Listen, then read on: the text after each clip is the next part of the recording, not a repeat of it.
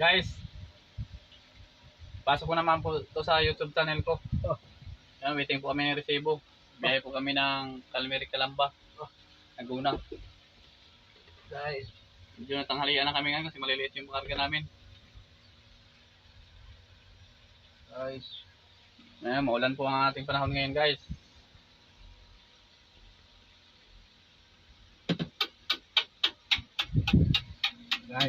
guys. Laban lang, guys, buhay biyador. Hanggang 50 eh, ano mo na. Para makakamit ang ating mga pangarap sa buhay. Yun, guys.